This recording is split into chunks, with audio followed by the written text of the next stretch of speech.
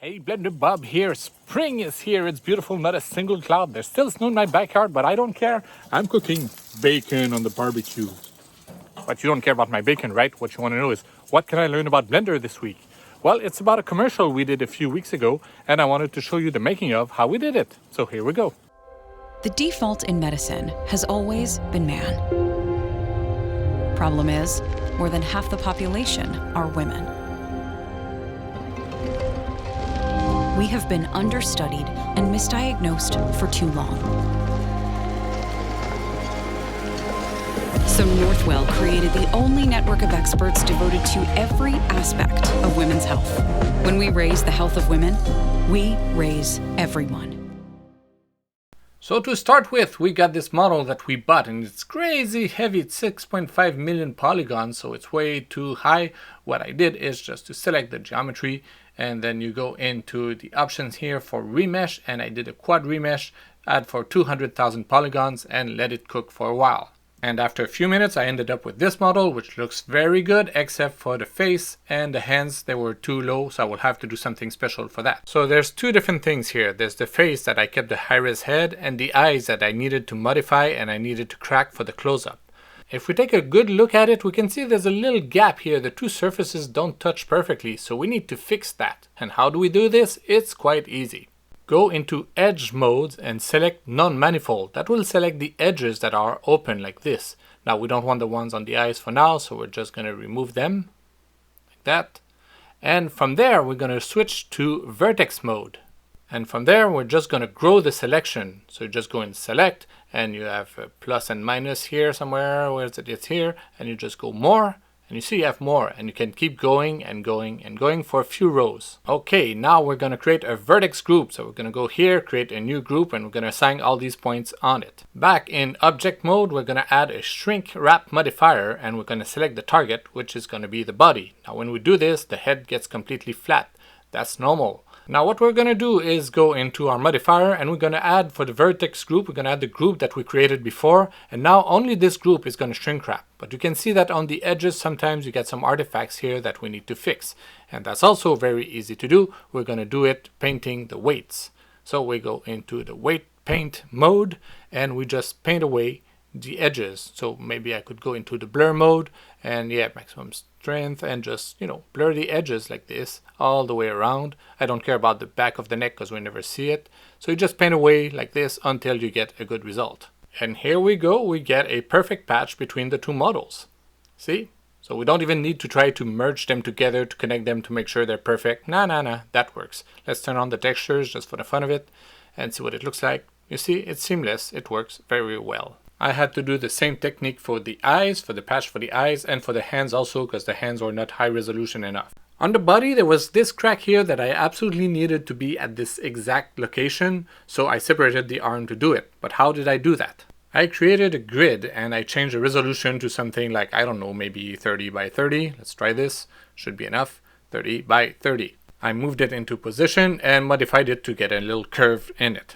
I selected all the faces and did a randomize on them to give them this little bumpy look.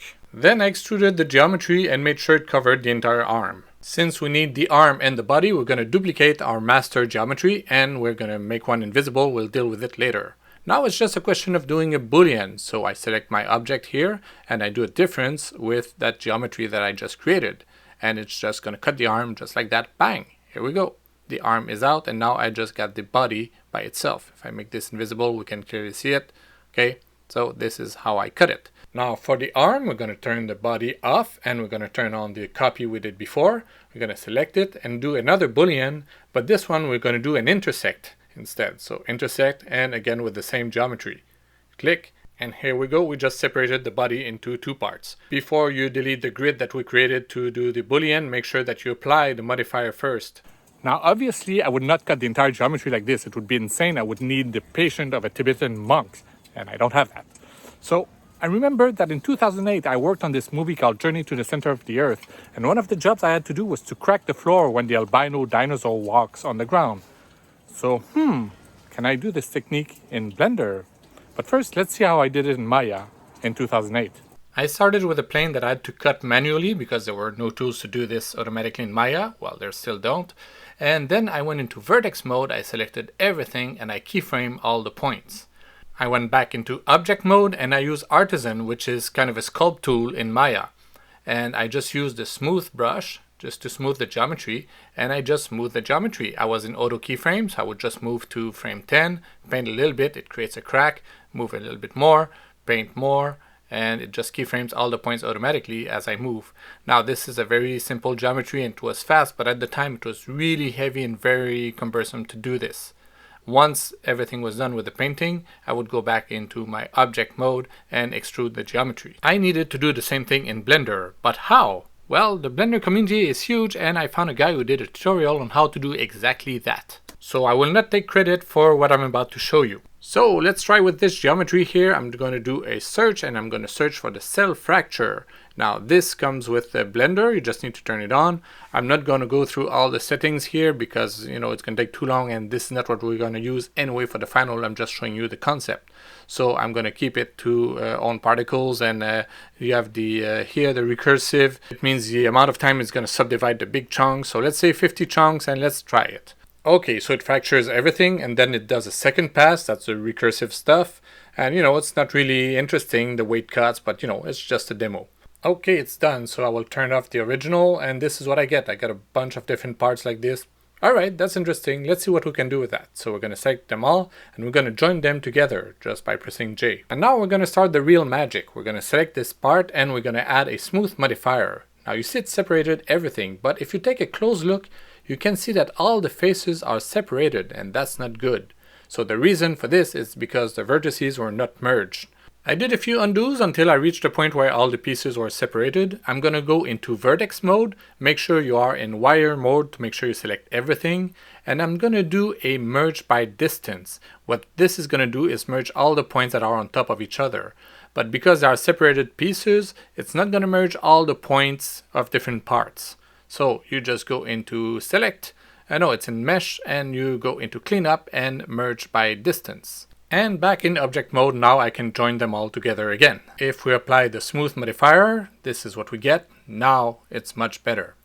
Okay, now can we control this? Let's see what we can do. So let's go back into edit mode, select all the points again, all the vertices, and create a new group, a vertex group. So I will select them all, go here, create a new group. Of course you assign them, you want to make sure you don't forget about this.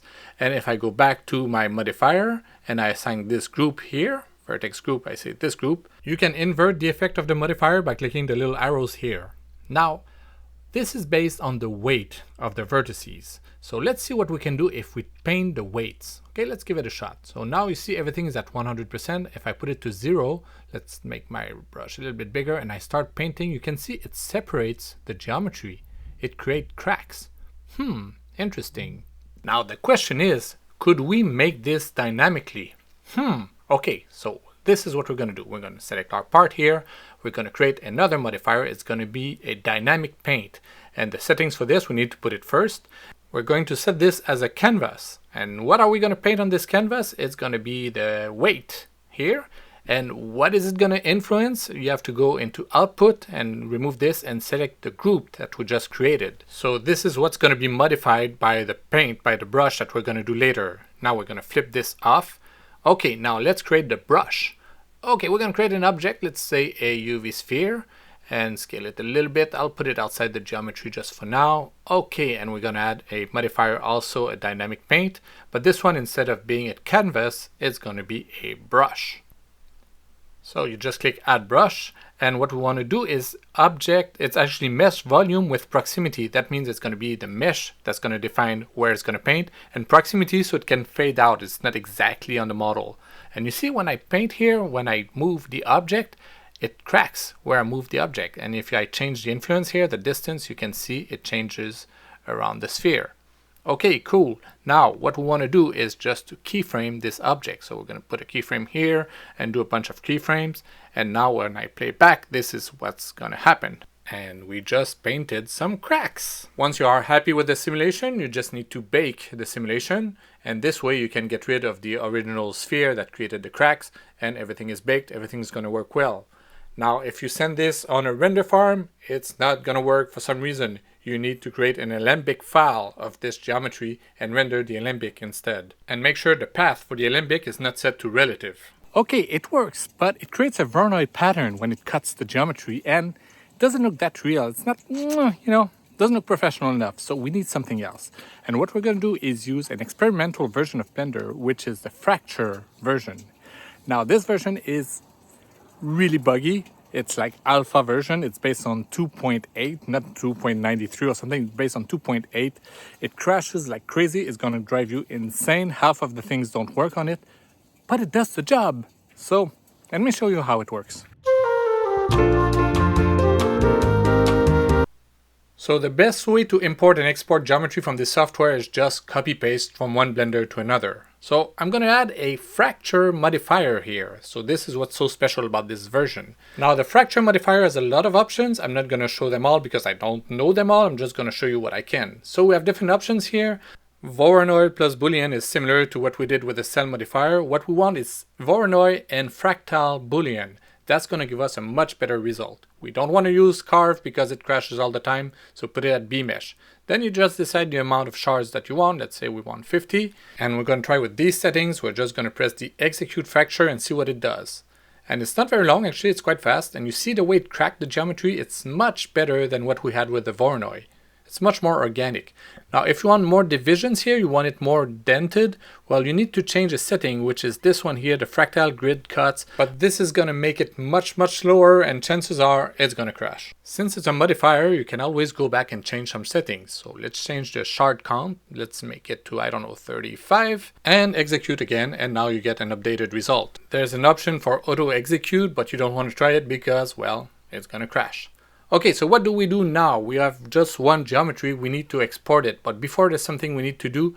Now we need to go to Utilities and click on Convert to Objects. Then we will have separated parts that we can copy paste back into another Blender. Once you paste it into the other Blender, you have to be careful because the fracture modifier will create active rigid bodies on all the parts. So if you press play, you're going to get a little surprise.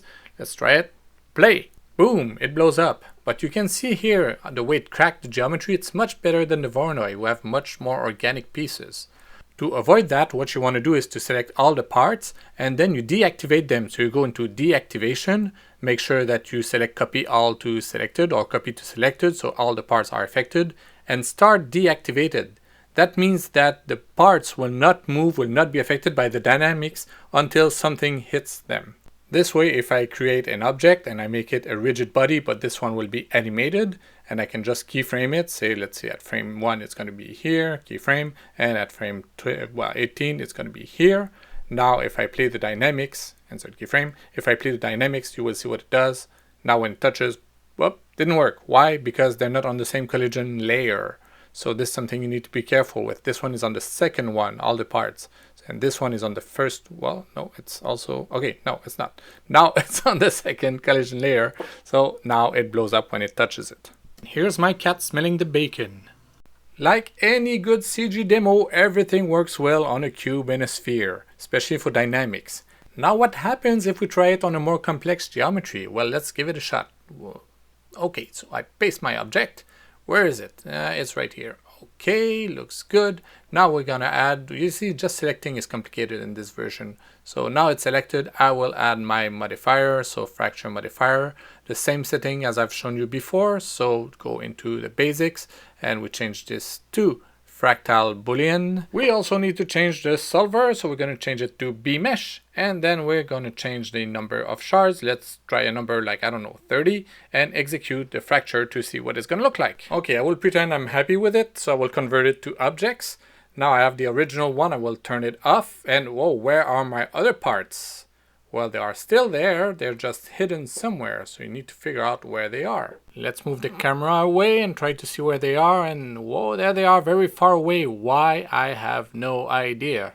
And these are the things that happens when you work with a beta software. Okay, it's not even beta, it's alpha. So let's isolate this part and subdivide it more, because, you know, we like a good challenge. Okay, so I skip because I don't want to show you the same thing again and again and again. Now I just want to show you that if I do a convert to objects, this is what's going to happen. So I get my original geometry, and way in the back I got the other parts. It's a total nightmare. The object scale is good, it's just the placement in space that's completely wrong. Now here is something fun for the entire family. You see all these parts here? Well, they have an interior. They are like a solid part. But we don't want that in our case because there's a woman stuck inside this statue. So we need to remove all the interior part. And the only way to do it is manually.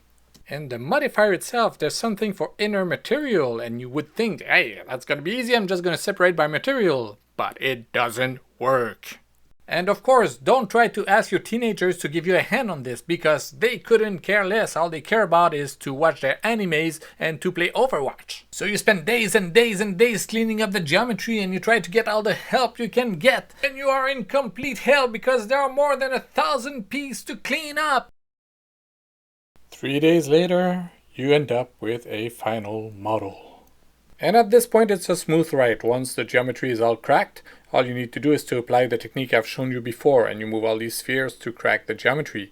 They are spheres, I just changed the viewing to bounding box because otherwise it's too hard to see with a sphere. It's too confusing. No, it doesn't take much to confuse me. Okay, let's move on. For the last shot, I needed the entire body to be cracked, so what I did is to center the pivot on all the parts, which is something you need to do anyway for dynamics, and I scaled them down a little bit. Then I separated the front part and the back part into different collections. I created 2 cubes for the collisions. One will hit the front parts and the other one will hit the back ones. Very simple animation. I just move the cube in one direction and that's it. When I run the simulation, this is what I get. Same thing for the back. We didn't want the back parts to go that far, not as much as in front. Obviously, there's a lot of trial and error to get the perfect speed that you want. You want to make sure that the front cube and the front parts are on a separate dynamic layer, otherwise it's all going to interact with each other and we don't want that. Once you are happy with the simulation, that's when you need to bake it. So you just bake the dynamics, bake all dynamics. This way you're going to be able to scrub back and forth, no problem. But we're not done yet. Maybe there are some parts that don't go where we want them, maybe they spin too fast, maybe we need to modify the trajectory of some of them. So how can we do this?